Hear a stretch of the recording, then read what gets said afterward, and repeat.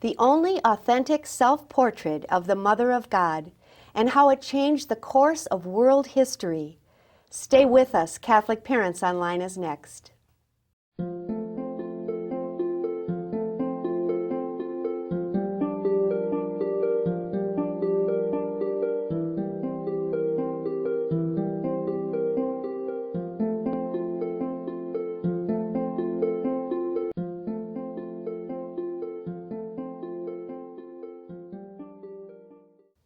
Hello and welcome to Catholic Parents Online, a program where we explore the issues Catholic parents face while raising their children. I'm your host, Colleen Perfect. We present to you part 2 of the program on the fascinating story of Mexican history, and I am very pleased to have with us again Mary Therese Hellmuller. Mary is a nurse specializing in critical care, and she is also a certified legal nurse consultant. She is the co-founder and vice president of Guadalupe Travel Incorporated, providing pilgrimages to Our Lady of Guadalupe in Mexico City for the past 25 years. Mary speaks the Spanish language fluently and has worked in the missions of Brazil, Mexico, and Guatemala.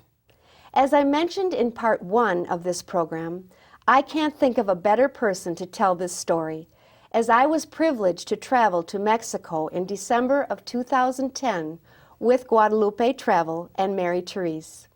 I soon discovered that Mary is gifted not only with a wealth of information and knowledge of Mexican history, but also a heart filled with love for the country and its people.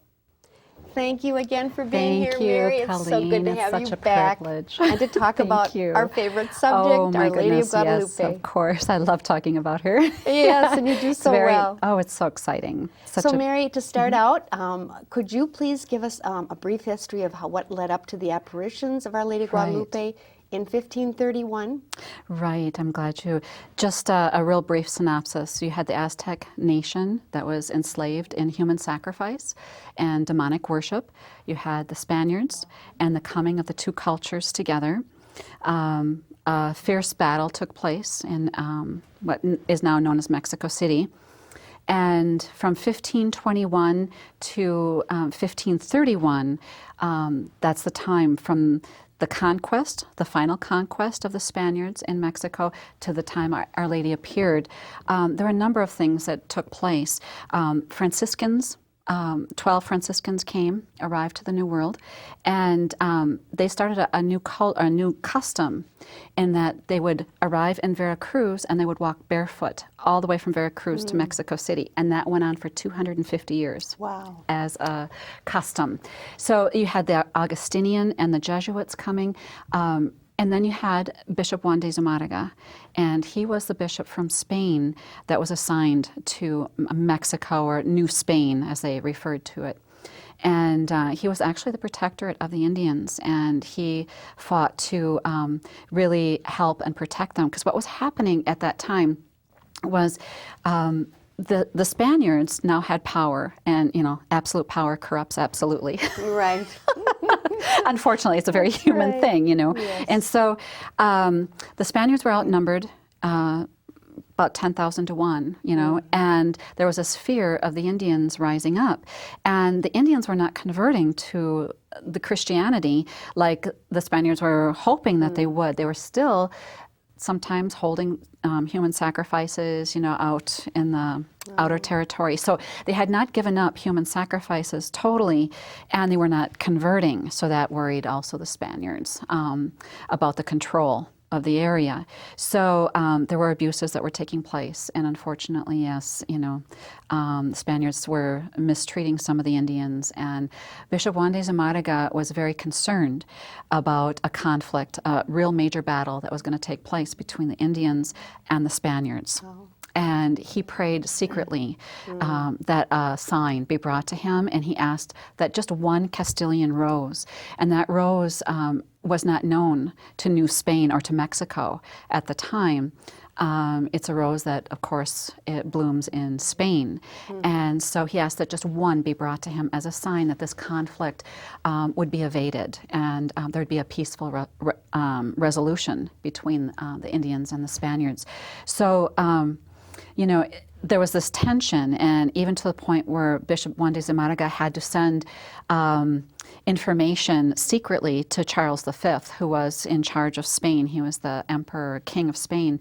And, because you couldn't trust the couriers, you couldn't trust, the communication, if it would really get there. Right. So that's what led up to the apparition of Our Lady of Guadalupe. So it was this tremendous tension and very few conversions to Christianity, to the new faith.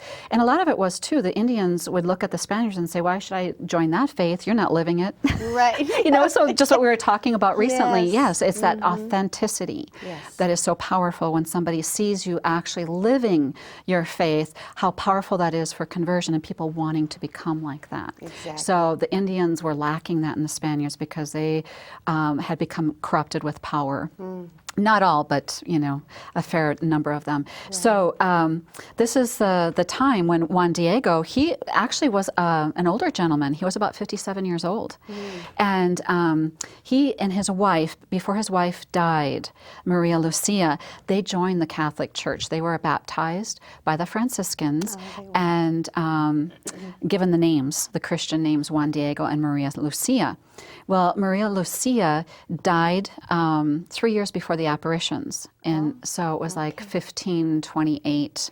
She passed away. Juan Diego moved in with his uncle, Juan Bernardino, in an area called Tupetlac, so they lived together. He cared for his elderly uncle. And it was a custom for Juan Diego to travel, and it was 15 miles round trip to Mass on Saturdays. And then he would receive catechism from the Franciscans there. And so he was accustomed to making this trip, and it was on the Spanish Feast of the Conception, which was December 9th. We don't have that feast. We celebrate it on December 8th, but it's the Spanish Feast of the Conception on December 9th. So he set walking from his home in Tupetlac and to make this journey, 15 miles round trip. That's quite a long journey.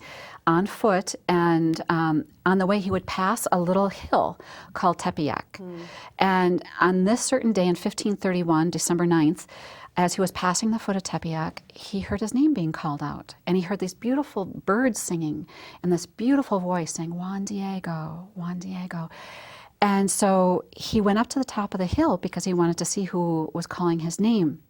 He saw a beautiful woman clothed in light, and she gave him a message to take to the bishop. And it was a message of desire that a temple be built in her honor, and in this place that she would hear the people. She would hear their cries, their weeping, and remedy and alleviate their multiple misfortunes and sufferings. So Juan Diego listened, and of course he was in awe. He went to Mass. After Mass, he went to the bishop's palace, was made to wait.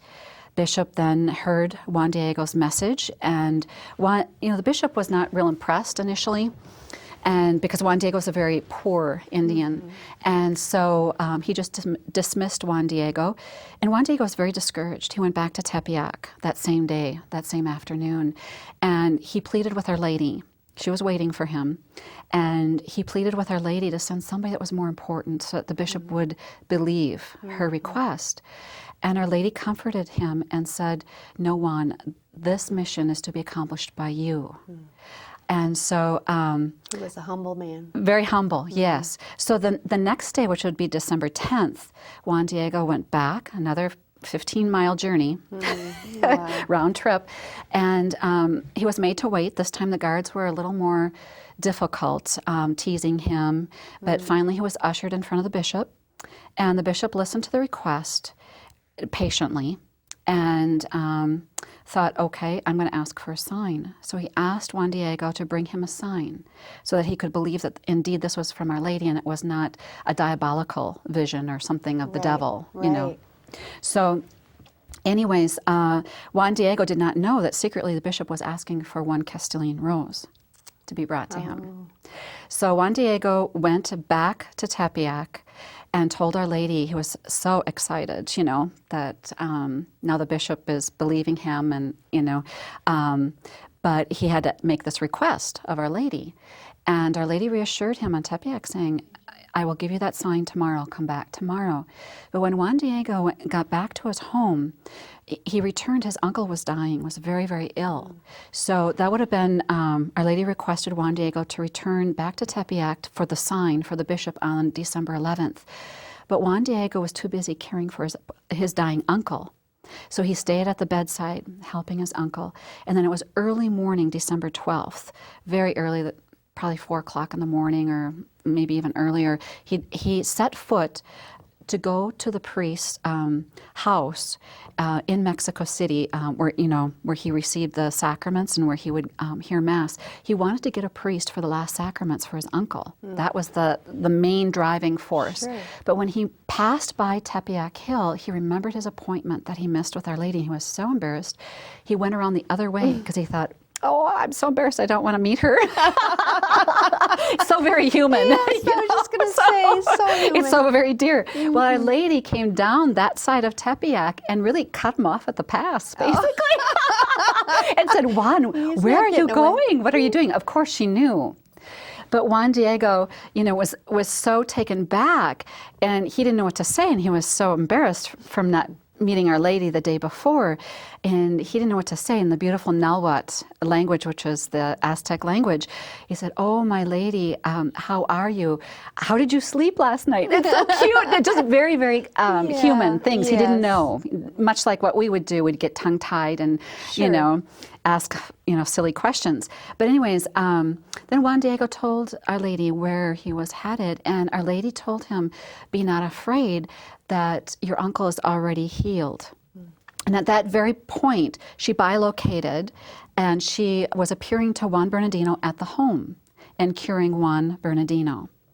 So Juan Diego didn't question. He believed her right away, and Our Lady then asked him to go up to the top of Tepeyac and pick the roses that grew up there. Well, he had been up there 3 times before, and there was nothing growing up there before, In December? And so, right, in December, and but he believed, and so he was obedient. He followed Our Lady, Lady's direction. She waited for him right there at the foot of Tepeyac. He went up to the top of the hill. He saw beautiful Castilian roses in full bloom. He picked as many as he could, put them in his tilma, and the tilma was like an apron that the Indians used. And he folded it, came down the Tepeyac Hill, and Our Lady then rearranged them with her own hands. And then she folded it up and told Juan Diego, do not show anyone until you're in the presence of the bishop. So Juan Diego rushed off to Juan de Zumárraga, to the palace, the bishop's palace, and he was made to wait. The guards now were a little more irritated with this poor Indian, but yet they were curious to find what is he hiding from us? Why is he holding his tilma so tight? They tried to reach in, and it spooked them because whatever they saw, they got little glimpses of some color, but it actually melted into the very fabric, and it spooked them. So they actually led Juan Diego right in front of the bishop. When Juan Diego was in front of the bishop, he opened up the tilma, the roses fell directly to the floor, and right in front of the image, right in front of the bishop's eyes, the image formed.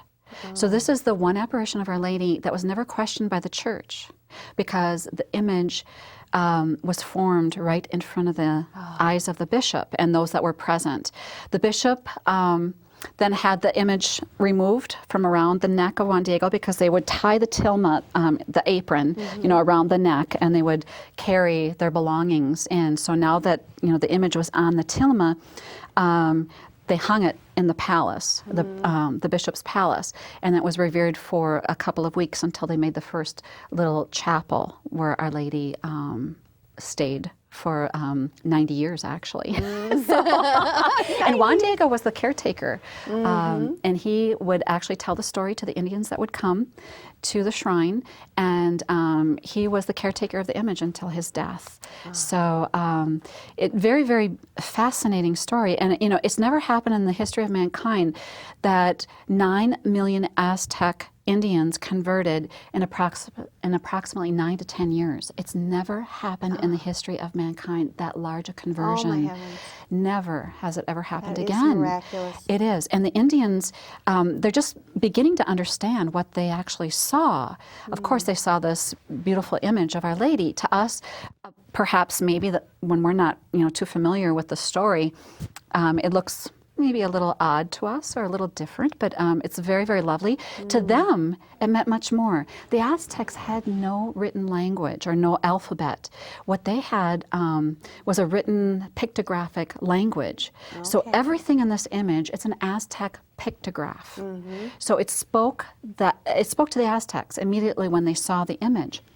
They looked at the image and they said, here's somebody that's more powerful than our God of the sun, to whom we offer thousands, hundreds of thousands of human sacrifices, because she stands in front of the sun and blocks everything but its rays. So they saw that, and then they said, she's more important than our God of the moon. Her foot rests on the moon. She is a queen, and she's the queen of the heavens. One is because of the blue-green color I mentioned earlier on the first show, is that the royal Aztecs wore just that blue-green color. They knew that she was queen of the heavens because the constellation actually falls. It's like she took the heavens and just wrapped them around her. That's amazing. That's Right, because now they have gone through the actual constellation of 1531, and it found December the 12th. stars aren't exactly the same. Exact. So it's like she just took the heavens and wrapped them right around her. So they also said that she was queen of the earth. And why? What did they see? We see here a nice little paisley decoration on her gown. Well, these are the main volcanoes of the land. And so she's actually wearing a map of Mexico or of that territory at the time. They knew that she was with child. How did they know that? It was because of the black belt. Women with child in the Aztec culture wore the black belt. But she was not only with child, she was carrying the Mother of God. Or she was the Mother of God. She was carrying God. So how do they know that? It's this 4 little petal flower right over her womb. In the Aztec pictographic language, it means life and deity. So it means life and God. So they knew, and it was strategically right over her womb. So they knew that she was with child and that she was the mother of God. She was not the most important being, but she was a very powerful person. And she was of the Spanish faith because of the cross at her neck. There's a little brooch at her neck. And she was very humble. They knew that she was not a god herself. But she was because of her stance, because of her humility. Her hands were folded in prayer, and her head was bowed in humility. A goddess, as they would know, would have the head up very high and very proud. And they knew that she was not God, but that she carried God within her womb. So how powerful that was when they saw this image. They were in line to be baptized by the thousands. And if you read the first accounts of the Franciscan priests, it was night and day. They hardly got breaks. I mean, it was just amazing, right? Just the massive conversion. The divine it was intervention is so powerful. Yes, yes, she spoke to them directly. And there's so much more too. You know, scientists now have studied the miraculous image. There's so much more. People, you know, will say, "Oh, it's a hoax. The Spaniards created this because they couldn't get the Indians to convert, so they're the ones that painted this." But I'll tell you some of the scientific findings that really put this all to rest. Kodak of Mexico had time with the image, and they examined the image, and they said, there aren't any brush strokes on the image. It's like a modern day photograph. It's very smooth, and it's imprinted upon a very coarse, like burlap type of fabric, because the tilma was made out of the maguey cactus fiber.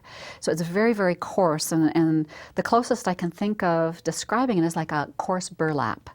So if somebody used paint, you'd have those fibers sticking up. You would have the paint actually penetrating those fibers. Well, the paint, or whatever the pigment is, doesn't penetrate the fibers at all. It's resting on top of the burlap-like cloth, and it's as smooth as a modern-day photograph delivered 300 years before photography was developed. Isn't that? So that's one of the amazing things. The other thing is the blue-green color and the rose color. Scientists, chemists from all over the world had also their opportunity to study the image.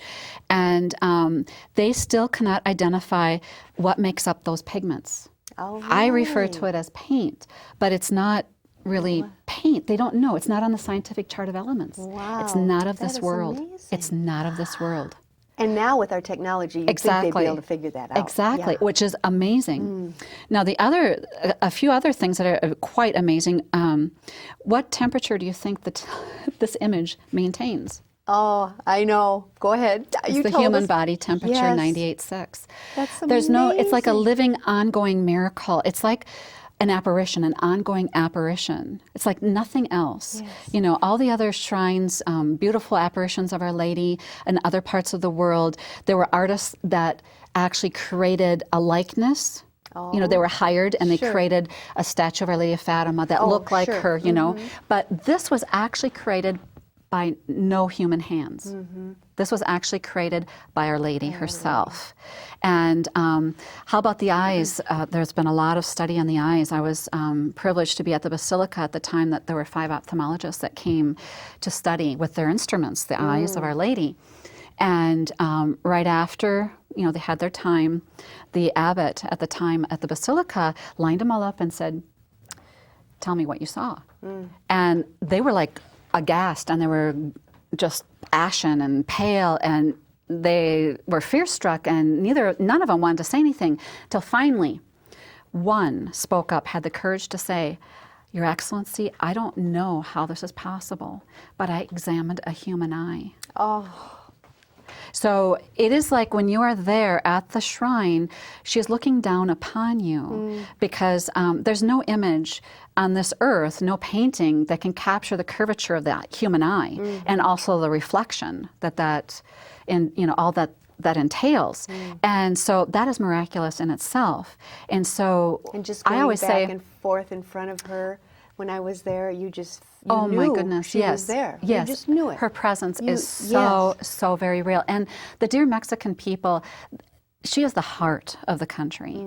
And they also treat her as if she's there. You know, and when you watch them, you know, the little children up there, they bring them as little from the hospitals, you know. They want Our Lady, they want their children to know Our Lady. Yes. And so they have birthday parties there. They come for their first communion, they come for their baptism, you know. And so it is something so beautiful. But not only that, every year there are pilgrimages. This is the largest Marian shrine in the world. And towns in Mexico have a day that they walk on foot every year, year and out. Like, let's say, the town of Toluca is through the mountains, about 100 miles, and every year they come in. It's about the 3rd week of January. They walk on foot. It's gone on for centuries since she appeared in 1531. So devoted. To a point, 100,000 walk on foot yearly. Yearly, 100,000. every year, every Isn't that year. beautiful? And then your other really huge pilgrimage groups also are from like Querétaro, which is from the north. I've seen that pilgrimage on foot coming a couple of days, you know, traveling to the Basilica. They their stay at the children. Basilica. They have a big celebration. The businesses in Mexico have a day at the Basilica. The taxi drivers, they make a float, a flowered float out, and it's in the shape of a taxi, and it's very wonderful. cute, you know. They process in, they have a blessing, and then all day long, the priests of the Basilica are out there blessing all the taxis that are going by. Isn't that The circus has a day. They bring their animals into the main plaza, you know, and so you see the elephants, you see the animals out in the main plaza. It is just the most fascinating. You have the horsemen, you know, all the different trades come and they bring their trade to the feet of Our Lady. It's a custom for a blessing, you know, for her to place it at her feet, you know. So what a privilege it is. They treat her as if she is there. And I Yes. believe she is. Oh, right, With everything, right. with all the scientific findings, Yes. there's no doubt in my mind that she is there. And besides, there are so many other miracles in the lives of people. Well, I was going to say, Yes. there are so many miracles. So that many have miracles. taken place. Oh my goodness. And, you know, I don't think we'd ever be able to write a book large enough to document all the miracles that have taken place since 1531. intercession on behalf of Our Lady of Guadalupe. Yes. She is so powerful. And there are a lot of books, though, that do there are many books, and tell the stories and, there and the is scientific findings. Right, and some of the pictures. miracles and the pictures. And those of, some people probably this might be the first that they've heard of an image like this. I would urge them to just go ahead and really research. Yes. Don't take my word for Right. it. Really look into it and Go on really the try internet. to They could go on the try to internet get as much information as you can. Try to get the books. There's many good books. One is Our Lady of Guadalupe, Conquest of Darkness. There's also the Handbook of Guadalupe, which is done very well, and a lot about the shrine, about the pilgrimages, about the apparition and the miracles. It's just one of the most beautiful shrines, and what a privilege it is. Do you know that since the apparition of the number of popes, 45 popes have reigned since the apparition of Our Lady of Guadalupe. 25 have made special proclamations about Our Lady of Guadalupe. And that basilica is elevated to the second most important church. It's equal to St. John Lateran in Rome. And it was Pope Pius XII that elevated it to that status because she is so important. And I believe she has stayed with her image. 98.6 for body temperature, eyes that reflect light like human eyes. So we have 30 seconds left. Mary, is there anything you can end with? She is so important today. She's important today. And you know what? She came to conquer human sacrifice back in the Aztecs, and she is here with us also to conquer human sacrifice of our day and time, which I think is the most abortion is probably the biggest thing that comes to mind. Exactly. And she is very powerful. She's a woman with child. Yes. And a very holy priest did say that, whenever a civilization is taken over by Satan, Satan demands human sacrifice, like he did in Mexico and the Aztecs. And our human sacrifice of our time is abortion. Yes. And she will conquer that. She will. She will. We know she will. Thank you again, Mary. And we Thank have you. to have It's you such a back for privilege. more. All right. Thank you. God bless you. The same words that Our Lady of Guadalupe spoke to Juan Diego almost 500 years ago, she speaks to all of us today. Listen, put it into your heart that the thing that frightens you, the thing that afflicts you, is nothing. Do not let it disturb you. Am I not here, I who am your mother? Are you not under my shadow and protection? Am I not the source of your joy? Are you not in the hollow of my mantle, in the crossing of my arms? Do you need something more? Let nothing else worry you or disturb you. Thanks for watching. God bless you and yours.